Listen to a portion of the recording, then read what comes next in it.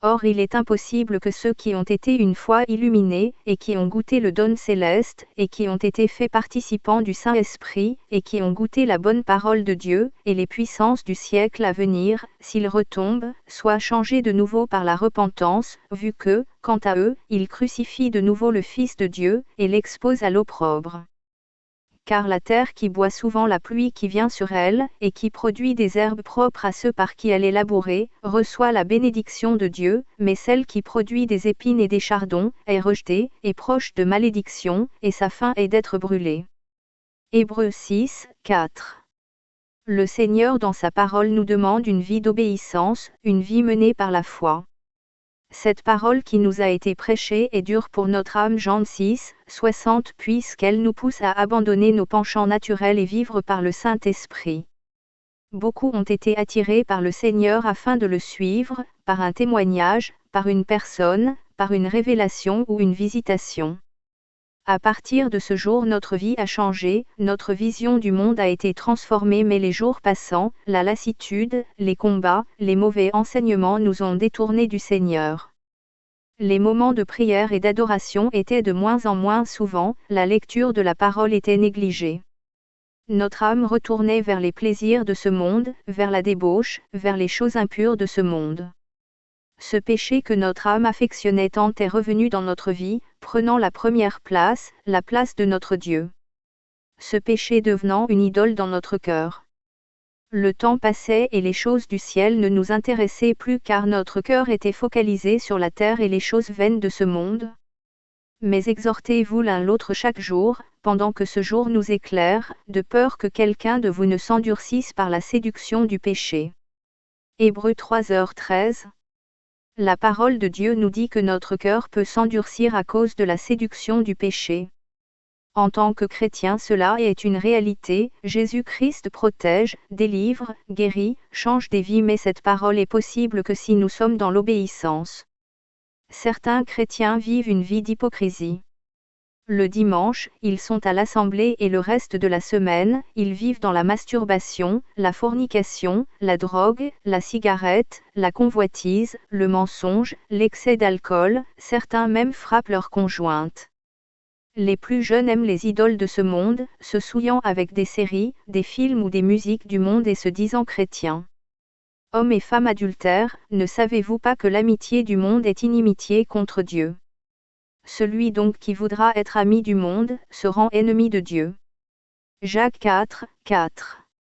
Jacques, le prédicateur, appelle ce type de personnes adultères, puisque leur cœur est partagé entre la table des démons et la table de Dieu. 1 Corinthiens 1h10.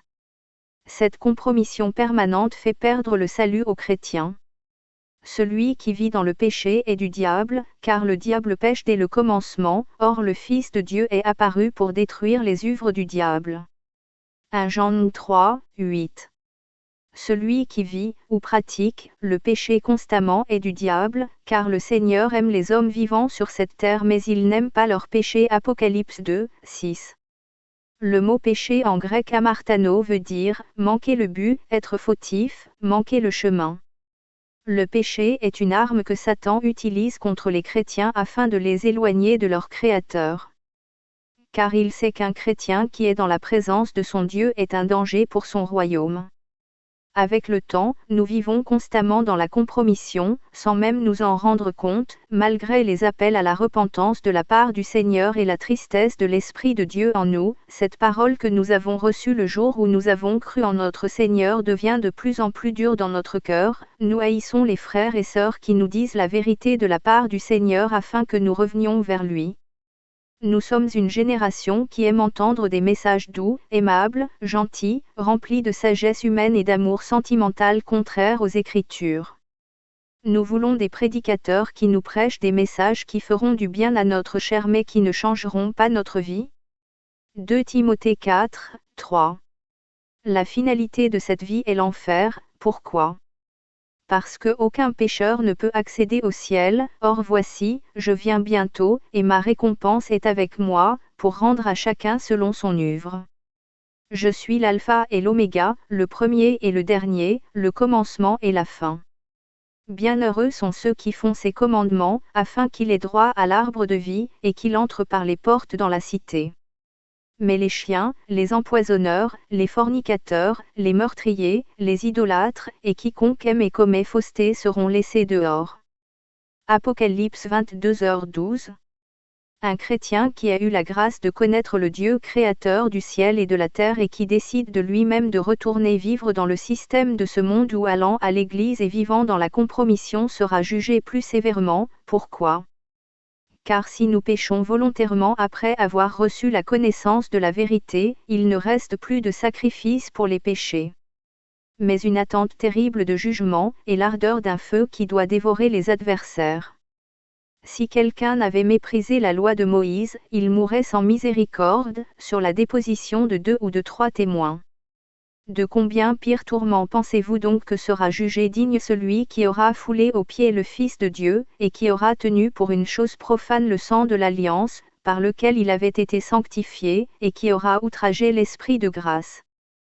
Car nous connaissons celui qui a dit, « C'est à moi que la vengeance appartient, et je le rendrai, dit le Seigneur. » Et encore, le Seigneur jugera son peuple. C'est une chose terrible que de tomber entre les mains du Dieu vivant. Hébreux 10h26. Nous devons nous repentir et arrêter de vivre comme son pasteur ou son prophète, mais il faut connaître son Dieu et sa doctrine afin de vivre selon le Saint-Esprit et non selon la chair. Jésus-Christ est venu pour nous sauver et pour nous affranchir. Il y a un seul médiateur entre notre Dieu et nous, c'est Jésus-Christ homme et nous voulons être assistés, aidés en permanence. Nous avons besoin de la communion fraternelle mais désirons tout d'abord la présence de Dieu.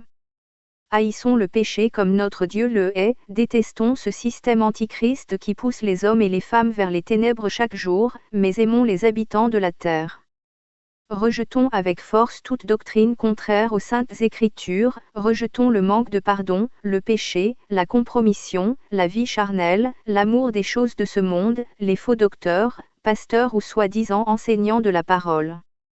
Repentons-nous de nos erreurs, de nos fautes, de nos vies tièdes, de notre manque de consécration, de notre manque de zèle pour l'Évangile, repentons-nous de l'idolâtrie face aux hommes de Dieu, repentons-nous de notre manque de foi en Dieu.